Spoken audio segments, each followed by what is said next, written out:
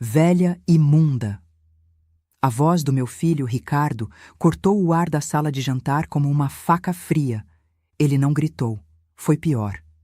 Ele disse baixo, com um desprezo que gelou a minha alma, enquanto os olhos da minha nora, Simone, brilhavam com uma satisfação cruel. Eu tinha acabado de derramar uma única gota de molho de vinho na toalha de mesa branca, imaculada, que ela fazia questão de manter como um altar. Minha mão tremeu, como treme há anos. Eu olhei para a mancha vermelha no tecido alvo, depois para o rosto dele, o menino que eu amamentei, e sorri. Um sorriso que não chegou aos meus olhos.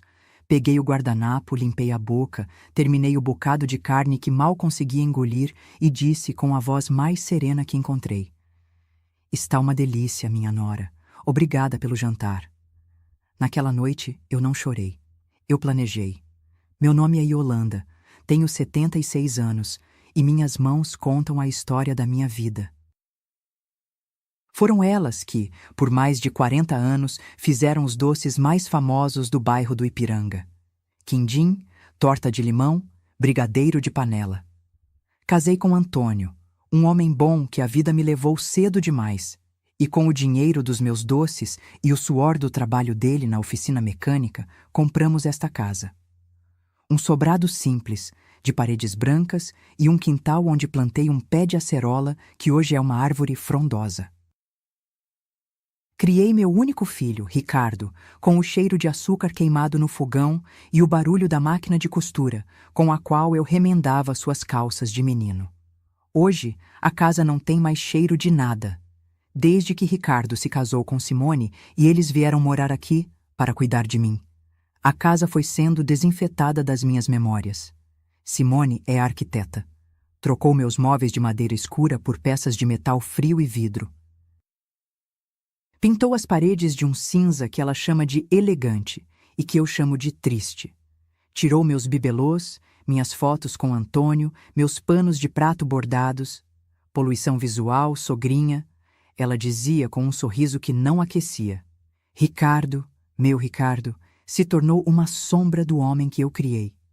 Um gerente de banco estressado, que só queria a aprovação da esposa e via em mim um empecilho para a vida moderna e asséptica que eles queriam construir dentro das minhas próprias paredes." Eu vivia como uma fantasma. Passava os dias no meu quarto ouvindo o rádio baixinho para não atrapalhar o home office deles. Eu lavava minha própria roupa no tanque do quintal, porque a máquina de lavar nova era muito complicada para a senhora. Comia em horários diferentes para não sujar a cozinha que Simone acabara de limpar. E via meus netos, Lucas e Beatriz, sendo ensinados a me tratar com uma formalidade distante, como se eu fosse uma visita frágil e inconveniente que se recusava a ir embora. Eu era a dona da casa, mas dormia no menor quarto, o antigo quartinho da bagunça. A suíte principal, com a varanda que eu e Antônio tanto amávamos, agora era o santuário deles. Mas naquela terça-feira à noite, depois do jantar onde fui chamada de velha imunda por causa de uma gota de molho, algo mudou dentro de mim. Não foi um despertar súbito, foi como quando você está dormindo e vai acordando devagar, e de repente percebe que já está completamente desperta. Olhei ao redor da sala de jantar, as paredes cinza tristes, a mesa de vidro frio, onde antes havia uma mesa de madeira maciça que meu Antônio fez com as próprias mãos, o sofá de metal desconfortável que substituiu o nosso velho sofá floral, onde Ricardo costumava dormir quando tinha pesadelo. Eles estavam na cozinha, lavando a louça e comentando algo sobre o comportamento estranho da velha. Eu me levantei da mesa e, pela primeira vez em 3 anos, não perguntei se podia ajudar. Não pedi licença para existir na minha própria casa. Simplesmente subi as escadas, cada degrau ecoando como uma declaração de guerra. No meu quartinho dos fundos, que um dia foi meu ateliê de costura, onde eu fazia os vestidos de festa das moças do bairro, me sentei na cama estreita e olhei pela janela pequena. Lá fora, no quintal que antes era meu orgulho, o pé de acerola que plantei quando Ricardo era bebê se balançava no vento noturno. Suas frutas vermelhinhas brilhavam sob a luz do poste como pequenas lágrimas de sangue. Era terça-feira, 15 de março. Eu lembro da data porque foi nesse dia que minha vida mudou para sempre. Foi o dia em que Yolanda, a fantasma, morreu. E nasceu Yolanda, a guerreira. Abri a gaveta da mesinha de cabeceira, a única móvel que sobrou da minha decoração original, e peguei um caderninho onde eu anotava as receitas dos meus doces. Na última página, comecei a escrever: Plano de batalha, 15 de março de 2025, 1.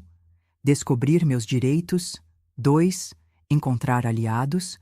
3. Recuperar minha casa. 4. Recuperar minha dignidade. Guardei o caderninho e sorri. Desta vez, o sorriso chegou aos meus olhos. Amanhã, a guerra começaria. Na quarta-feira de manhã, acordei com o primeiro raio de sol que conseguiu furar as cortinas finas do quartinho da bagunça.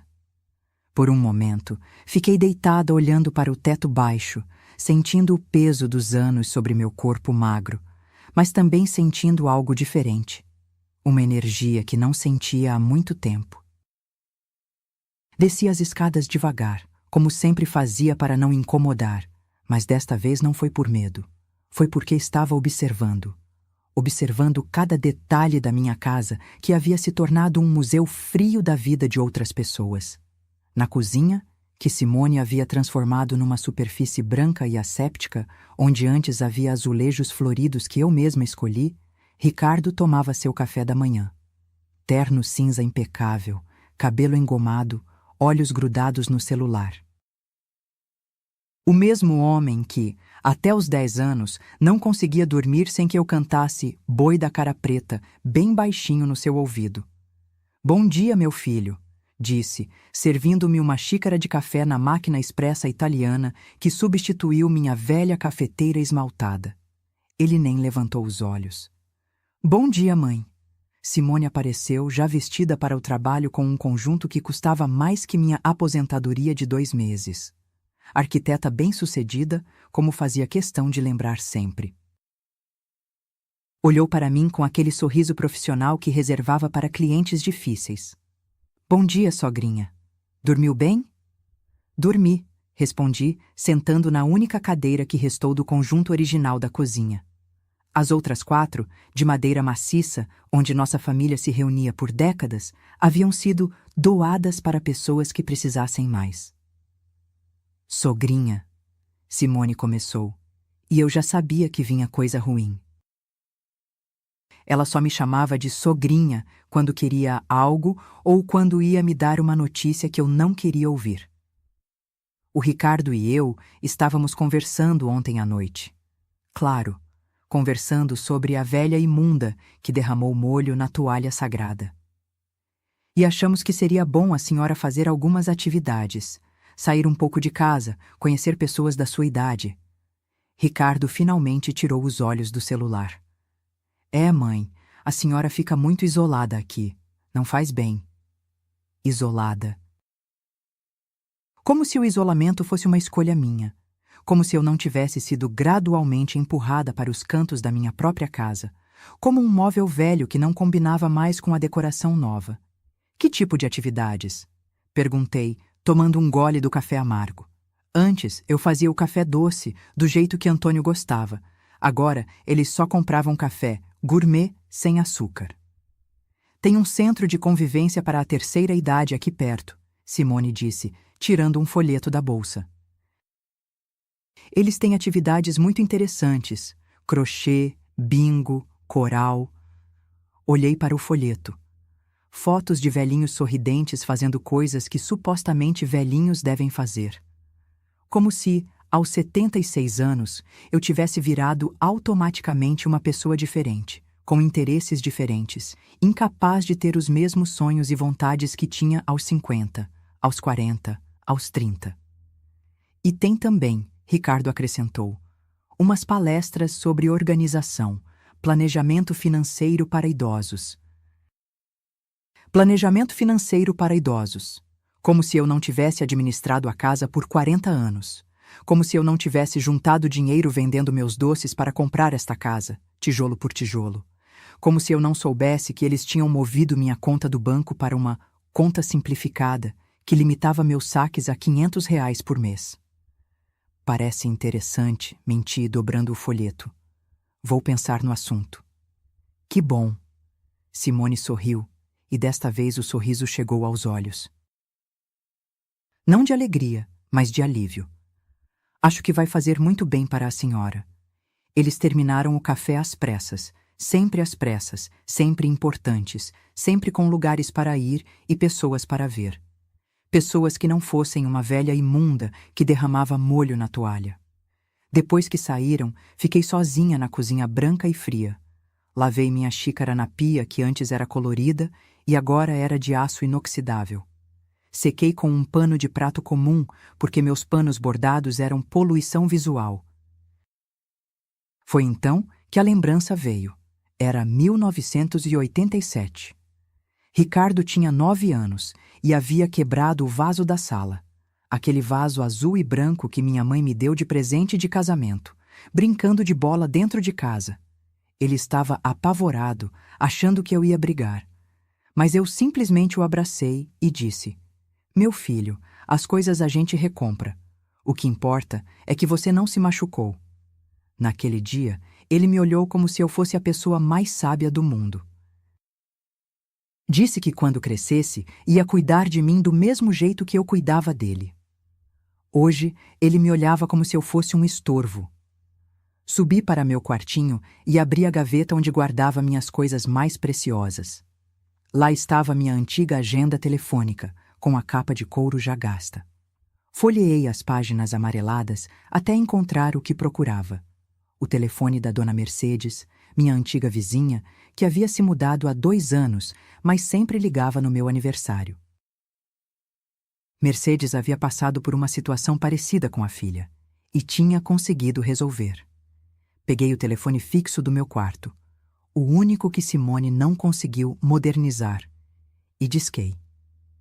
"Mercedes? É a Yolanda. Preciso conversar com você." A voz dela do outro lado da linha foi como um abraço quente em um dia frio. "Yolanda, que alegria! Como você está, querida?" "Estou complicada, Mercedes." "Lembra daquela situação que você passou com a Silvana? Você pode me dar umas dicas?" Houve uma pausa, e quando ela voltou a falar, sua voz estava diferente, mais firme. "Claro, querida. Vou te passar o telefone de algumas pessoas que me ajudaram muito." "E Yolanda?" "Sim, você não está sozinha e você tem mais força do que imagina." Desliguei o telefone com 3 números anotados: um geriatra, uma advogada especializada em direito do idoso e um assistente social que trabalhava com casos de abuso familiar. Olhei pela janela do meu quartinho. Lá fora, o pé de acerola balançava na brisa da manhã, carregado de frutas vermelhas. Antônio sempre dizia que a acerola era uma fruta guerreira, pequena, mas cheia de vitamina C, resistente ao tempo e às intempéries, como eu. Naquela tarde, quando Ricardo e Simone voltaram do trabalho, eles me encontraram na sala, sentada na poltrona de metal frio, com a agenda telefônica no colo. "Mãe, a senhora está bem?" Ricardo perguntou, estranhando me ver fora do meu quartinho naquele horário. "Estou ótima, meu filho. E sabe aquela história do centro de convivência? Mudei de ideia. Vou procurar outras atividades." "Que outras atividades?" Simone quis saber, a desconfiança já brilhando nos olhos. "Atividades que me interessem de verdade", respondi, fechando a agenda e sorrindo. Desta vez, o sorriso chegou aos meus olhos e se espalhou pelo meu rosto inteiro. Eles trocaram um olhar preocupado, mas não disseram nada. Amanhã, quinta-feira, eu começaria a implementar meu plano de batalha. A velha Yolanda, a fantasma, realmente havia morrido na terça-feira.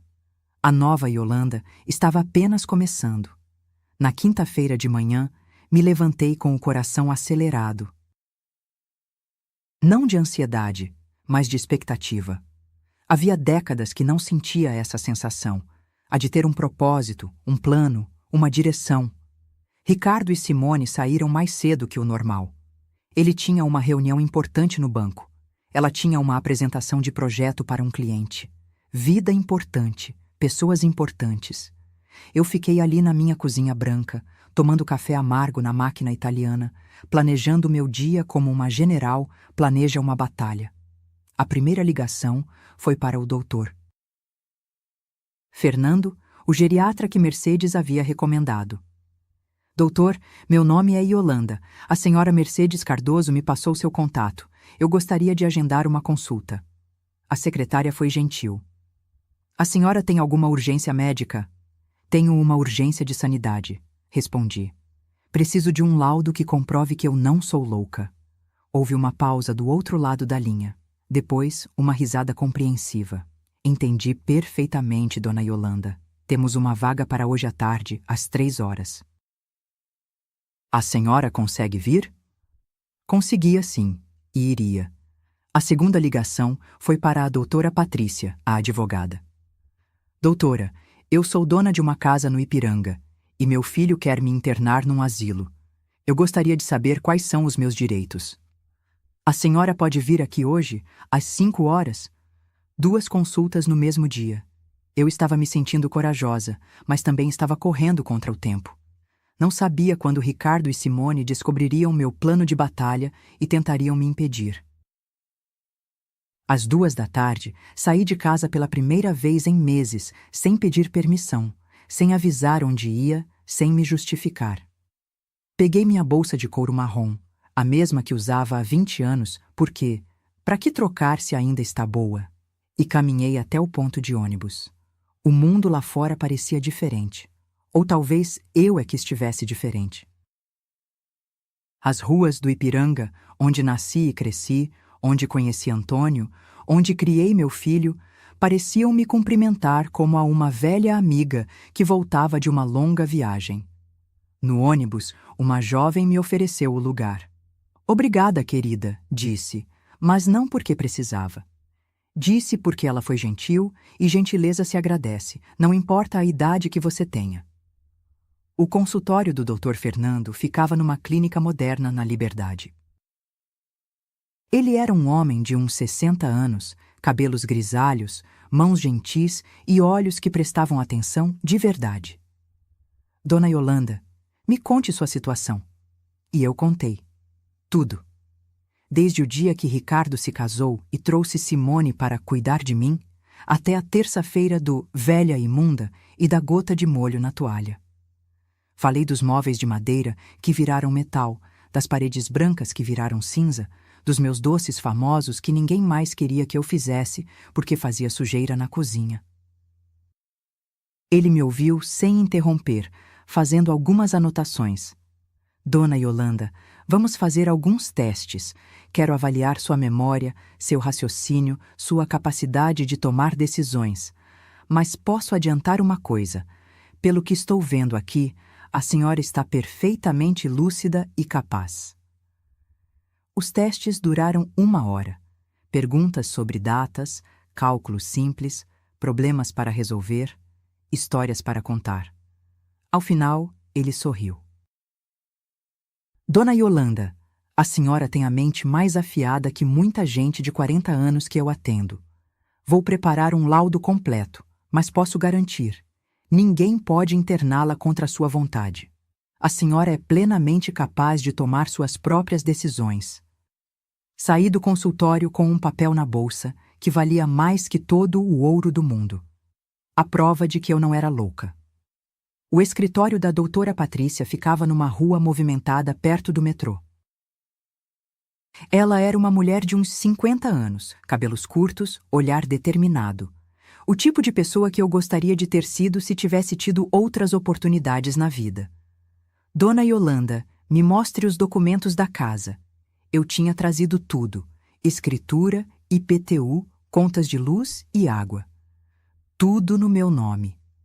Perfeito! A senhora é a única proprietária desta casa. Ninguém pode tirá-la de lá contra sua vontade. E sobre a internação. No Brasil, Só existem 3 situações em que uma pessoa pode ser internada compulsoriamente: se for considerada incapaz por decisão judicial, se representar perigo para si ou para outros, ou se solicitar voluntariamente. E se eles disserem que eu não tenho condições mentais? Por isso existe o laudo médico. E pelo que vejo aqui, a senhora está mais do que capaz de administrar sua própria vida. Ela me explicou sobre meus direitos, sobre as leis de proteção ao idoso, sobre os crimes de constrangimento e ameaça. Me deu uma cartilha com informações importantes e me disse que eu podia ligar sempre que precisasse. Dona Yolanda, posso dar uma sugestão? Documente tudo. Se eles fizerem ameaças, se tentarem forçá-la a assinar alguma coisa, anote tudo. Data, hora, o que foi dito. Isso pode ser importante no futuro. Voltei para casa às 6 da tarde. Ricardo e Simone já estavam lá, na sala de vidro e metal frio, tomando um vinho branco numa taça que eu não reconhecia. Devia ser uma das novas aquisições elegantes da casa. Oi, mãe, Ricardo disse sem tirar os olhos da televisão. Onde a senhora estava? Saí para resolver umas coisas, respondi, colocando a bolsa no gancho da entrada. Que coisas? Simone quis saber, e percebi que havia uma tensão nova na voz dela. Coisas minhas, respondi, indo para a cozinha. Ouvi eles cochichando na sala, mas não me importei. Preparei meu jantar. Um sanduíche simples, porque na nova cozinha asséptica eu não tinha mais permissão para fazer bagunça cozinhando de verdade. Depois, subi para meu quartinho da bagunça e tirei da bolsa os 2 papéis mais importantes da minha vida adulta: o laudo médico e a cartilha dos direitos do idoso. Sentei na minha cama estreita e li tudo com cuidado. Cada parágrafo era como uma munição nova no meu arsenal. Cada informação era uma arma contra a humilhação e o desrespeito. Peguei meu caderninho de receitas e na página do plano de batalha acrescentei: 16 de março, quinta-feira, laudo médico, capaz, advogada, direitos conhecidos. Próximo passo, preparar confronto. Fechei o caderninho e olhei pela janela. O pé de acerola estava lá, firme e forte, carregado de frutas. Na luz do poste, as acerolas pareciam pequenas lanternas vermelhas, iluminando meu quintal. Antônio sempre dizia que a acerola dava fruto o ano todo, diferente de outras árvores que só produziam em uma estação. É uma árvore sábia, ele falava. Sabe que a vida não para, então ela não para de dar fruto. Amanhã, sexta-feira, seria o dia do confronto. Eu estava pronta. A velha fantasma tinha virado guerreira, e as guerreiras não recuam. Sexta-feira amanheceu cinza, como as paredes da minha casa. Mas eu acordei com uma energia que não sentia há anos. Hoje seria o dia. Hoje eu pararia de ser a fantasma da minha própria vida. Desci para a cozinha mais cedo que o normal. Queria estar lá quando eles acordassem. Queria que vissem que algo havia mudado. Preparei meu café na máquina italiana, já que minha cafeteira esmaltada tinha virado coisa velha. E me sentei na única cadeira que restou do conjunto que eu e Antônio compramos para nossa primeira casa. Ricardo desceu primeiro, como sempre. Terno impecável, cabelo engomado, pressa de quem tem coisas importantes para fazer. Olhou para mim com surpresa. Mãe, a senhora acordou cedo hoje. Acordei no meu horário normal, respondi. Vocês é que sempre acordam depois de mim. Ele me olhou de soslaio enquanto mexia no celular. A senhora está estranha desde quarta-feira. Tem alguma coisa acontecendo? Tem sim. Eu decidi parar de ser fantasma na minha própria casa. Simone apareceu na porta da cozinha, já vestida com um dos seus conjuntos caros. Arquiteta bem-sucedida, como sempre fazia questão de lembrar. Olhou para nós dois e sentiu a tensão no ar. Bom dia, sogrinha. Dormiu bem? Dormi ótimo, Simone, e sonhei com uma coisa interessante. Ah, é? Com o quê? Ela perguntou, mais por educação que por interesse real. Sonhei com a minha casa do jeito que ela era antes de vocês a modernizarem. Sonhei com os meus móveis de madeira, com as minhas paredes brancas, com os meus bibelôs. Sonhei com o cheiro dos meus doces saindo do forno. O silêncio que se seguiu foi pesado. Ricardo e Simone trocaram um olhar que eu conhecia bem. O olhar de lá vem a velha com suas nostalgias. Mãe, Ricardo começou, usando aquele tom paciente que se usa com criança birrenta, a senhora sabe que essas mudanças foram para melhor. A casa ficou mais moderna, mais bonita. Para quem? Interrompi. Como assim? Para quem a casa ficou mais bonita? Para vocês ou para mim? Simone suspirou. Sogrinha, a senhora sabe que fizemos tudo pensando no seu bem-estar. Móveis mais práticos, cores mais neutras, menos coisas para juntar poeira. Menos memórias para atrapalhar a vida de vocês, completei. Mãe, pelo amor de Deus. Ricardo bateu a mão na mesa de vidro, fazendo as xícaras tilintarem. A senhora está sendo injusta. Nós nos mudamos para cá para cuidar da senhora, abandonamos nosso apartamento, nossa vida. Abandonaram? Levantei da cadeira devagar, sentindo que o momento havia chegado. Ou vieram morar de graça na casa da velha e ainda por cima transformaram a velha numa empregada da própria casa? O silêncio agora era sepulcral. Eu sei o que vocês andam planejando, continuei, tirando os papéis da bolsa. Sei que vocês querem me internar. Sei que vocês acham que eu não tenho mais capacidade de cuidar de mim mesma. Mãe, quem disse isso? Ricardo tentou negar, mas seus olhos já haviam me entregado a verdade. Ninguém precisou dizer, meu filho. Uma mãe sabe. Mas eu tenho uma surpresa para vocês. Coloquei o laudo médico sobre a mesa de vidro. Este é um laudo de um geriatra conceituado. Segundo ele, eu tenho plena capacidade mental. Minha memória está perfeita, meu raciocínio está intacto, e eu sou perfeitamente capaz de tomar minhas próprias decisões. Simone pegou o papel e leu rapidamente, sua expressão mudando a cada linha. E isto aqui, disse, colocando a cartilha sobre direitos do idoso ao lado do laudo.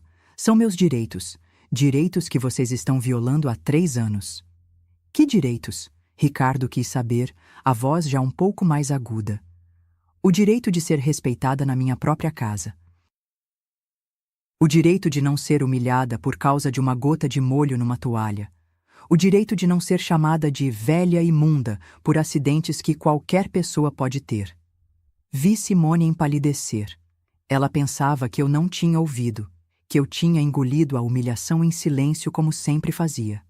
Mãe, foi um momento de estresse. Ricardo tentou se justificar. Foi um momento de verdade, cortei. Foi o momento em que você mostrou o que realmente pensa de mim. E sabe de uma coisa? Foi libertador. Porque me fez acordar. Peguei a escritura da casa da bolsa e coloquei sobre a mesa, junto com os outros papéis. Esta casa é minha. Está no meu nome. Foi comprada com o meu dinheiro e o dinheiro do seu pai. Eu pago as contas, eu pago os impostos. Vocês são meus hóspedes aqui. Hóspedes que se esqueceram de ser gratos. A senhora está exagerando, Simone começou. Estou? Então me digam, onde estão os meus móveis de madeira? Onde estão as minhas fotos com Antônio? Onde estão os meus panos de prato bordados? Onde está a minha cafeteira esmaltada? Onde está o meu direito de fazer os meus doces na minha própria cozinha? Eles não responderam. Vocês pegaram uma mulher de 76 anos, que havia acabado de perder o marido, e transformaram ela numa prisioneira da própria casa. Me isolaram dos meus amigos, controlaram meu dinheiro, me fizeram sentir que eu era um peso, um estorvo, uma obrigação inconveniente. As lágrimas começaram a descer pelo meu rosto, mas não eram lágrimas de fraqueza. Eram lágrimas de raiva, de décadas de humilhação sendo liberadas de uma vez. Mas acabou. Eu não vou mais viver como uma fantasma. Eu não vou mais pedir licença para existir na minha própria casa. E se vocês não conseguem me respeitar, se vocês não conseguem me tratar com a dignidade que qualquer ser humano merece, Então, talvez seja melhor vocês procurarem outro lugar para morar. Ricardo ficou boquiaberto. Simone também. Eles nunca imaginaram que a velha fantasma pudesse rugir. A senhora está nos expulsando? Simone perguntou, incrédula. Estou dando uma escolha, respondi. Vocês podem ficar, mas com as minhas regras. Regras de respeito, de convivência civilizada, de reconhecimento de que esta é a minha casa e eu sou a dona dela. Ou vocês podem sair e me deixar viver em paz. E se escolhermos sair? Ricardo quis saber. Olhei para o meu filho, o menino que eu criei com tanto amor, que agora se tornara um homem capaz de me chamar de velha imunda, e senti uma tristeza profunda. Mas também senti alívio. Então eu vou repintar as paredes de branco, vou comprar móveis de madeira, vou voltar a fazer meus doces, vou recolher meus bibelôs que estão guardados no sótão e vou viver os anos que me restam com dignidade. Peguei os papéis da mesa e os guardei na bolsa. Vocês têm até domingo para decidir. Eu vou passar o fim de semana na casa da Mercedes, para vocês terem espaço para pensar. Quando eu voltar, segunda-feira, quero a resposta de vocês. Caminhei até a porta da cozinha e me virei uma última vez. Ah, e Ricardo, se vocês decidirem ficar e voltarem a me desrespeitar, eu não vou dar uma segunda chance. Da próxima vez, eu não peço. Eu expulso. Saí da cozinha deixando-os em silêncio, subi para o meu quartinho da bagunça, fiz uma mala pequena e me despedi do pé de acerola pela janela. Obrigada, sussurrei para a árvore. Você me ensinou que é possível dar frutos o ano todo, mesmo quando parece que o mundo mudou ao nosso redor. Às 10 da manhã, eu estava na porta de casa da Mercedes, com minha mala e minha dignidade. Finalmente, depois de 3 anos, eu tinha voltado a ser dona da minha própria vida. Mercedes me recebeu com um abraço que durou quase 5 minutos. Ela sabia, só de olhar para mim, que eu tinha travado a batalha mais importante da minha vida. E pelo jeito que eu estava ali, com minha mala e minha cabeça erguida, ela sabia que eu tinha vencido. Entra, querida. Sua casa é aqui pelo tempo que precisar. A casa da Mercedes era tudo que a minha havia deixado de ser. Acolhedora. Móveis antigos e confortáveis, fotografias por toda parte, plantas nas janelas, o cheiro de comida caseira vindo da cozinha. Era como voltar no tempo, para uma época em que casas eram lares, não showrooms. Passei o sábado inteiro contando para Mercedes tudo o que havia acontecido nos últimos 3 anos. Ela me ouviu em silêncio, fazendo pequenos ruídos de indignação e balançando a cabeça. Yolanda, você demorou, mas fez a coisa certa. Ninguém merece ser fantasma na própria casa. Você acha que eu fui muito dura com eles? Dura? Mercedes me olhou como se eu tivesse falado uma loucura. Querida, você foi suave demais durante 3 anos. Eles transformaram você numa prisioneira e ainda quiseram te fazer acreditar que era para o seu bem. No domingo de manhã, fomos juntas à missa na igrejinha do bairro onde Mercedes morava. Fazia anos que eu não pisava numa igreja. Simone achava que religião é coisa de gente ignorante. Sentei no banco de madeira, respirei o cheiro de incenso e flores, e pela primeira vez em muito tempo, agradeci de verdade. Agradeci por ter encontrado forças para me levantar. Agradeci pela Mercedes, agradeci pelo Dr. Fernando e pela doutora Patrícia. Agradeci até mesmo pelo momento da velha imunda, porque foi ele que me acordou do meu sono de fantasma. Na hora da paz, uma senhora sentada ao meu lado me cumprimentou. A paz de Cristo, minha filha. A paz de Cristo, respondi, e senti que finalmente tinha paz de verdade. Depois da missa, caminhamos até a padaria para comprar pão. Era uma padaria pequena, familiar, onde todo mundo se conhecia. O padeiro cumprimentou Mercedes pelo nome e perguntou quem era a amiga bonita que estava com ela. Esta é a Yolanda, Mercedes disse com orgulho. Uma guerreira que acabou de ganhar a batalha mais importante da vida dela. Voltamos para casa carregadas de pão quentinho e eu me ofereci para fazer almoço. Mercedes aceitou na hora. Faz tempo que não como comida feita com amor de verdade. Na cozinha dela, pequena, mas funcional, com panelas velhas e temperos guardados em potes de vidro, me senti em casa de um jeito que não me sentia há anos. Fiz um feijão como minha mãe me ensinou, um arroz soltinho, uma farofa com linguiça. Comida simples, mas feita com carinho. Yolanda, Mercedes disse provando o feijão. Seus doces eram famosos no Ipiranga, mas sua comida salgada também é uma beleza. Comemos devagar, conversando sobre tudo e sobre nada. Sobre os netos dela que moravam longe, sobre as amigas que já se foram, sobre os sonhos que ainda tínhamos pela frente. Sabe o que eu quero fazer se eles decidirem sair? Perguntei. O quê? Quero repintar a casa inteira de branco. Quero comprar móveis de madeira de novo. Quero voltar a fazer meus doces e vender para as vizinhas. Quero plantar flores no jardim. Quero que a casa cheire de novo. E se eles decidirem ficar? Pensei um momento. Aí eu vou ter que ter paciência para reeducá-los, porque uma coisa eu aprendi nesses dias. Eu não vou mais abrir mão de quem eu sou para agradar ninguém. Mercedes sorriu. Agora sim você parece a Yolanda que eu conheci há 40 anos. A mulher que fazia os doces mais gostosos do bairro e que não tinha medo de nada. À tarde, decidimos fazer um bolo juntas. Mercedes tinha todos os ingredientes e eu tinha a receita na cabeça. Um bolo de fubá simples, daqueles que minha avó fazia. Enquanto mexíamos a massa, ela me contou como havia sido a própria batalha com a filha. A Silvana queria me internar numa clínica de idosos porque eu não tinha mais condições.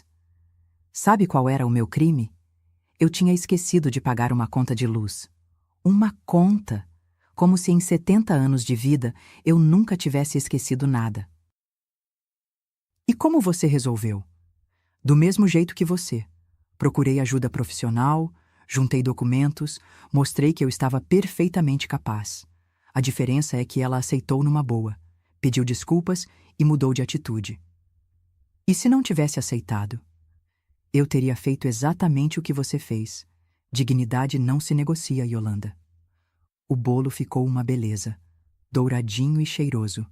Comemos uma fatia cada uma com café, e eu me lembrei de como era bom cozinhar para alguém que apreciava. No domingo à noite, Mercedes me emprestou o telefone para ligar para casa. Ricardo atendeu no segundo toque. Mãe? Sou eu. Como vocês estão? Estamos conversando. Muito. A senhora está bem? Estou ótima. E vocês já decidiram? Houve uma pausa longa. Mãe, a gente quer que a senhora volte. A gente quer conversar. Conversar sobre o quê? Sobre tudo. Sobre como as coisas vão ser daqui para frente. Senti um alívio misturado com apreensão. Está bom, eu volto amanhã de manhã. Mas Ricardo? Sim? Se essa conversa for só para me convencer a voltar a ser fantasma, é melhor vocês já irem procurando um apartamento. Não vai ser, mãe, eu prometo. Desliguei o telefone e olhei para Mercedes. Eles querem conversar. E você quer voltar? Quero. Aquela é a minha casa. É onde eu fui feliz com Antônio, onde criei meu filho, onde plantei meu pé de acerola. Mas só volto se for para ser dona dela de novo, não hóspede. Então volta, Mercedes disse me abraçando. E se precisar sair de novo, minha porta está sempre aberta. Naquela noite, dormi na cama de hóspedes da Mercedes, uma cama com colcha de crochê e travesseiros cheirosos, e sonhei com a minha casa. Mas não sonhei com a casa cinza e fria que ela tinha virado. Sonhei com a casa branca e acolhedora que ela tinha sido. Sonhei com paredes brancas cheias de fotografias. Sonhei com móveis de madeira lustrada. Sonhei com a cozinha cheia do cheiro dos meus doces. Sonhei com o pé de acerola carregado de frutas vermelhas. E sonhei comigo mesma, não mais como fantasma, mas como a dona absoluta do meu próprio destino.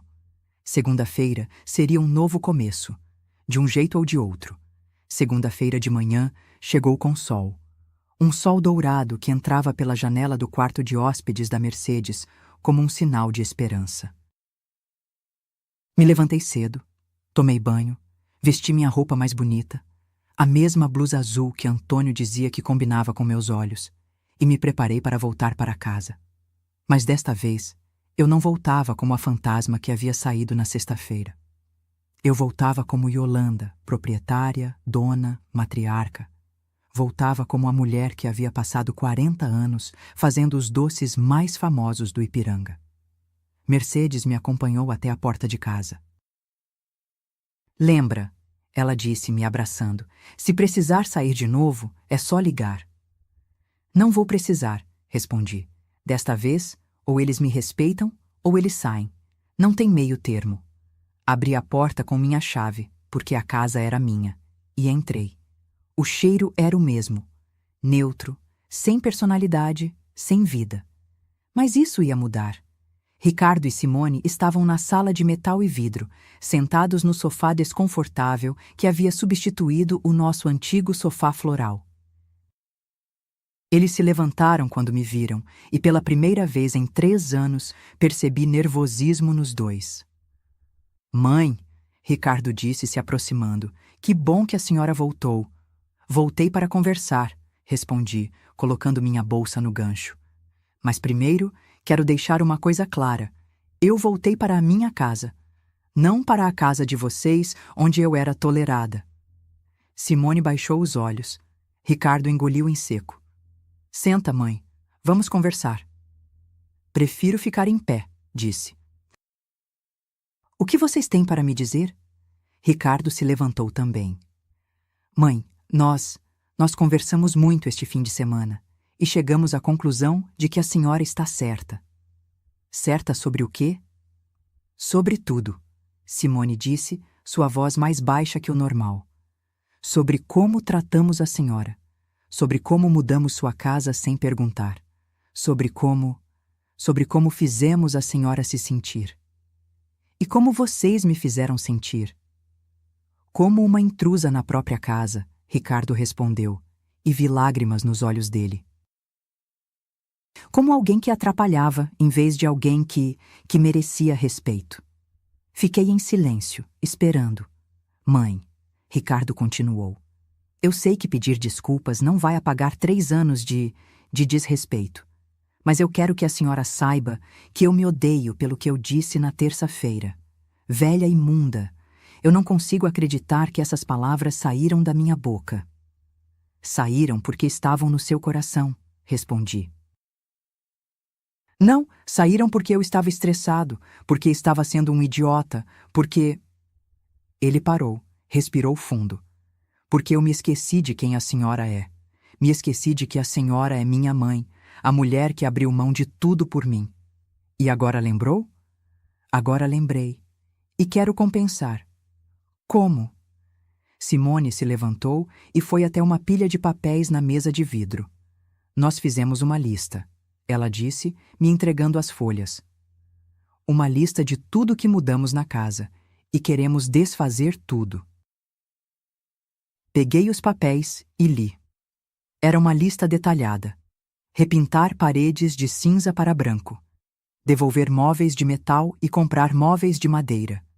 Buscar bibelôs, fotos e panos de prato no sótão. Trocar máquina de café italiana por cafeteira esmaltada. E tem mais, Ricardo disse. Queremos que a senhora volte a fazer seus doces. Queremos ajudar a senhora a montar um pequeno negócio, se quiser. Os doces mais famosos do Ipiranga merecem voltar. Olhei para eles. Ricardo com os olhos vermelhos, Simone com a cabeça baixa, os dois esperando minha resposta como crianças que fizeram uma travessura e estavam sendo julgadas. Por que agora? Perguntei. Por que vocês mudaram de ideia? Por que passamos o fim de semana vendo a casa sem a senhora? Simone respondeu. E percebemos que a casa não fazia sentido sem a senhora nela. Não era uma casa. Era só um espaço vazio. E por quê? Ricardo acrescentou. Eu liguei para a Mercedes e ela me contou como a senhora estava feliz lá, fazendo comida, rindo, conversando, E eu percebi que fazia 3 anos que eu não via a senhora feliz de verdade. E a culpa era nossa. Caminhei até a janela da sala e olhei para o quintal. Lá estava o pé de acerola, firme e forte, cheio de frutas vermelhas. Antônio sempre dizia que a acerola era generosa, dava frutos para quem cuidasse dela com carinho. Talvez fosse hora de ser generosa também. Me virei para eles. Eu aceito suas desculpas, mas aceito com condições. Quais condições? Ricardo quis saber. Primeira condição: esta casa volta a ser como ela era. Paredes brancas, móveis de madeira, minhas coisas no lugar. Segunda condição: eu volto a ser dona desta casa, não hóspede. Terceira condição: respeito, sempre, em qualquer situação. E se a gente aceitar tudo isso? Simone perguntou. Aí a gente tenta de novo. Mas sabendo que uma família só funciona quando todos os membros são respeitados, independente da idade. Ricardo se aproximou de mim. Mãe, a senhora me perdoa? Olhei para o meu filho.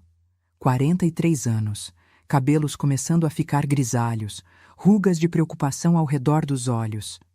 O mesmo menino que eu carregava no colo quando ele tinha pesadelo. O mesmo menino que quebrou o vaso da sala e ficou com medo de me brigar. Eu te perdoo, meu filho, mas não esqueço. E não vou permitir que aconteça de novo. Ele me abraçou e pela primeira vez em 3 anos, o abraço foi de verdade. Eu amo a senhora, mãe. Eu também te amo. Por isso mesmo não vou mais permitir que você desrespeite nem a mim, nem a si mesmo. Simone se aproximou também. Sogrinha, eu sei que fui terrível com a senhora.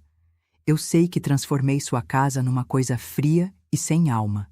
Eu quero ajudar a desfazer tudo isso. Por que você fez isso, Simone? Ela pensou um momento. Porque eu achava que estava modernizando, porque eu achava que móveis antigos e panos bordados eram ultrapassados, mas eu estava errada. Não era ultrapassado, era história, era memória, era amor. 6 meses depois, a casa estava completamente transformada de volta. As paredes voltaram a ser brancas. Os móveis de madeira voltaram para seus lugares. Meus bibelôs, minhas fotos com Antônio, meus panos de prato bordados. Tudo voltou. E eu voltei a fazer meus doces. Toda terça e quinta-feira, minha cozinha se enchia do cheiro de açúcar queimado e canela.